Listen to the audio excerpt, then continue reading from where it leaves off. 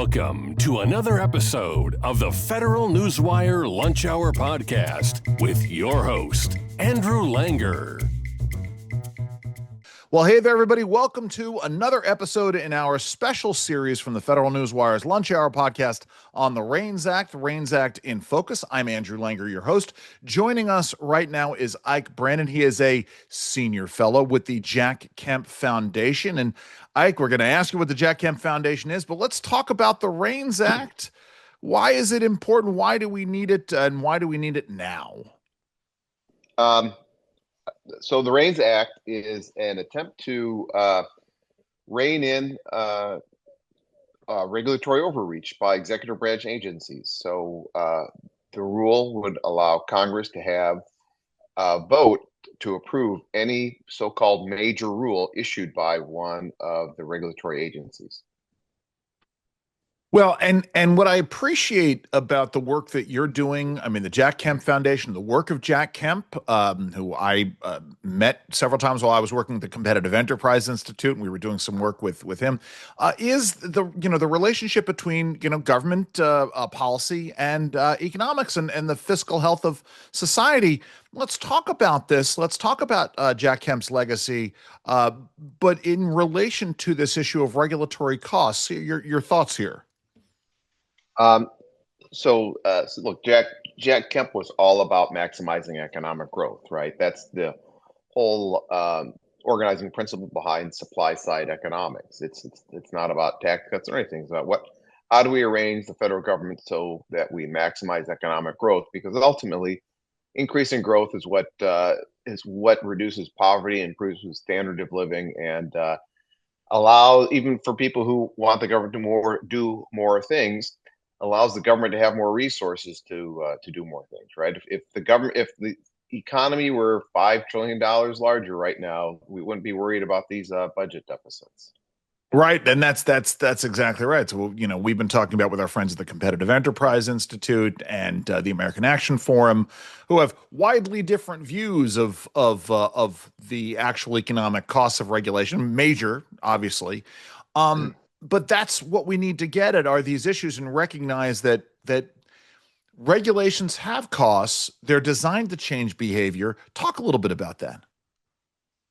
Right. So the first thing is that the Congress can't do every single regulation. It doesn't have the ability. It doesn't have the scope. And so we're left with executive branch agencies to take the laws issued by Congress and interpret them into regulations. And what I think happens all too often is that the executive branch agencies follow their own agenda, and sometimes that hews not very closely to what the intent was of Congress, and we get regulations that are costly and aren't really needed, and they don't do all that much given their cost. And so I worked at OIRA, the Office of Information Regulatory Affairs, that ostensibly oversees regulations issued by the executive branch. And that was over 20 years ago. And even then, we were talking about how do we rein in executive branch agencies, because even OIRA, which is supposed to have the ability to overrule regulations that do not pass a cost-benefit test, even then, we found it very difficult to actually do that. It's interesting, just to dovetail into this, just wrote a piece about this circular A4, how we assess the costs and benefits of regulation. The Biden administration substantially changed those metrics. The Trump administration came in and throughout the Biden administration's changes. But let's talk about this. At the root of sound regulatory policy is the ability to assess the costs and the benefits of regulation. We have to recognize that if there's no benefits, what's the point therein? And also how we prioritize the issue of risk assessment. But talk about objective cost measurement and why that's important. If we can't all agree on how we're going to measure these things, then this is just going to be a shouting match rather than a rational discussion. So the issue that I'm probably most associated with in the regulatory sphere is, how do we value the life saved by a regulation? So if we have a rule that improves the guardrails on highways and it saves 10 lives a year.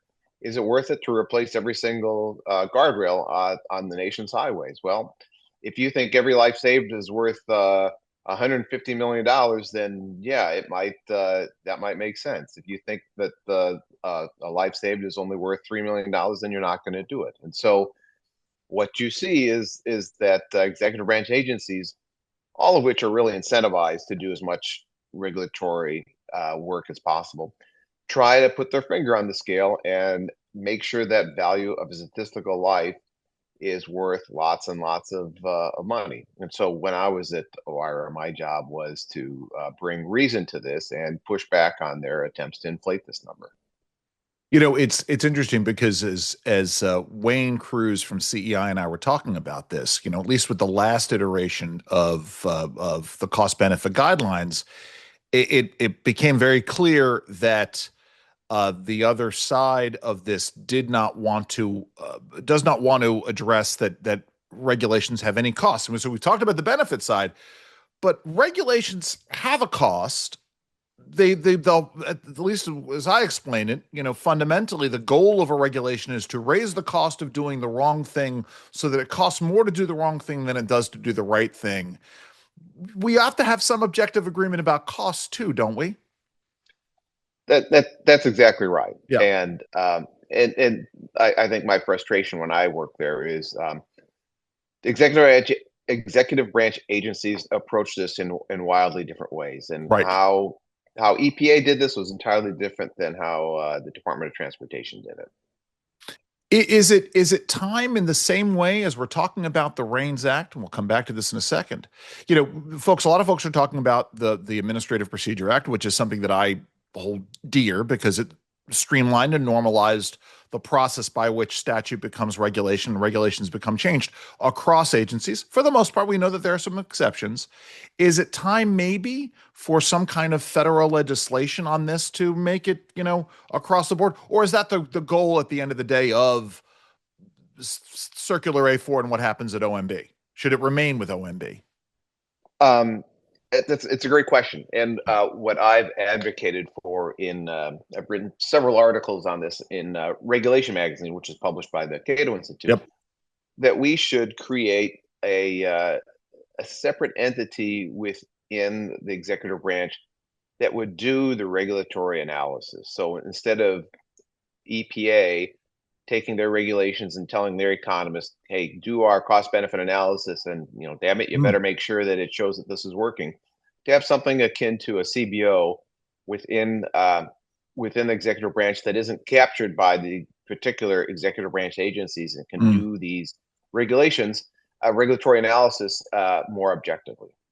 So, essentially some kind of a bridge between the work that OIRA does and the work that the Office of Advocacy does, right? Advocacy focuses on the small business impact, and we know they do sort of general economics, and they're limited. And then, as you've pointed out, OIRA is also limited in its resources. Some kind of bridge between the two is what you're talking about here. Yeah, or what you do is you make that a part of OIRA. So yeah. When EPA or DOT issues a regulation, it would go to this agency, and they would do their own cost benefit analysis, and then the White House, whoever's running the White House, would take a look at it and make a final decision. So major rules. Obviously, we're now back to hopefully having one definition of what constitutes a major rule. But this is important now, isn't it? Given the cost of regulations in the economy, Congress needs to step in. Talk about why and why now. So I think the desire for a REINS Act right now simply has to do with the fact that the last 4 years, I think regulatory economists feel that the Biden administration was putting their thumb on the scale in how they did regulatory analysis. And you talked about the change in the A4 circular.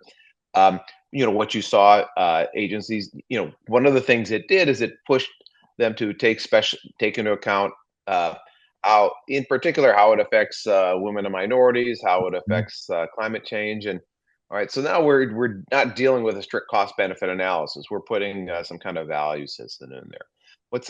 What's even more disturbing, and I don't think it got covered that much, was the Consumer Product Safety Commission in 2024 decided that they would use a value of statistical life that would be twice as big for people under the age of 12.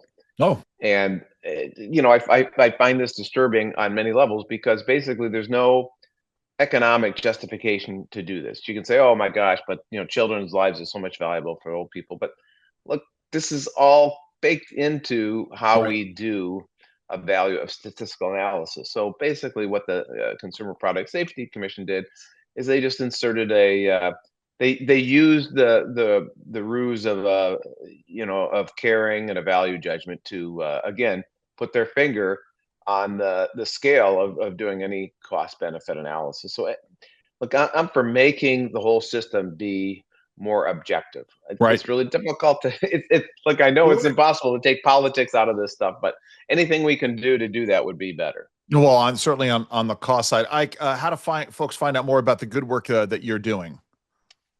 So the Jack Kemp Foundation is online. I publish some of my stuff there, and I'm also an editor at Regulation Magazine. So our new issue is just about to hit the press. So I highly recommend that. Well, give Tom Fiery a big hug from me, Ike Brannon. Thank you so very much for joining us today. My pleasure.